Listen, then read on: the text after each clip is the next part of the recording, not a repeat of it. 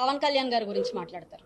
మనం బరంపురం. ఇప్పుడు ఎందుకమ్మా మీకు అది? పవన్ కళ్యాణ్ గారి గురించి మీ నాన్నగారు మాట్లాడిన మాటలు గుర్తు చేస్తే జస్ట్ రిపీట్ చేస్తే అందరు మర్చిపోయారు. యాక్చువల్ గా నేను కులం తీసుకొని మాట్లాడను, కానీ ఆయన అభిమానులు చాలు. ఏ కులంతో సంబంధం లేదు, కోట్ల మంది అభిమానులు ఉన్నారు. అవి చూస్తే చాలు, మళ్ళీ ఒకసారి రిపీట్ చేస్తే చాలు. ఎలా మాట్లాడారో తెలుసమ్మా మీకు? నిండు సభలో ఎలా మాట్లాడారో తెలుసా? మీ నాన్నగారు ప్రెస్ మీట్లు పెట్టి ఎలా మాట్లాడారో తెలుసా? పవన్ కళ్యాణ్ గారు మీరు కూడా నేను కూడా ఒకటే సామాజిక వర్గం అని గుర్తు చేశారు. మీరు అది అవసరం అమ్మా మీకు? తప్పు చేశారు, క్వశ్చన్ చేస్తున్నాము, ఆన్సర్ చేయండి. కులం ఎందుకు తల్లి మీకు? అదేంటి, అదేం ఆలోచన అసలు? అదెందుకు వచ్చింది? తప్పుకి కులానికి సంబంధం ఏమైనా ఉందమ్మా? లేదు కదా, మరి ఎందుకు తీసుకొచ్చారు దాన్ని? రంగా గారు పక్కన అంబటి గారు, ఇది ఇంకా పెద్ద జోక్. రంగా గారి పక్కన అంబటి గారు ఏంటమ్మా? రంగా ఫాలోవర్ ని కాదు నేను, ఆయనకి నాకు సంబంధం లేదు, మా కులం వాళ్ళందరూ అదో టైప్ మనుషులు. వీడియోలు చూపించాలమ్మా. అంబటి గారి ప్రవృత్తి ఎలా ఉంటుందంటే, మామూలుగా యాక్చువల్ గా నాకు అంబటి గారి ఫ్యామిలీ విషయాలు కానివ్వండి, ఆయనకి ఎంతమంది పిల్లలు ఉన్నారని కానివ్వండి, వాళ్ళ ఆడ మగ అని కానివ్వండి, వాళ్ళ ఫ్యామిలీ ఏం చేస్తుంది, ఎక్కడ స్థిరపడ్డారు, అసలు ఆయన ఏంటి, ఆయన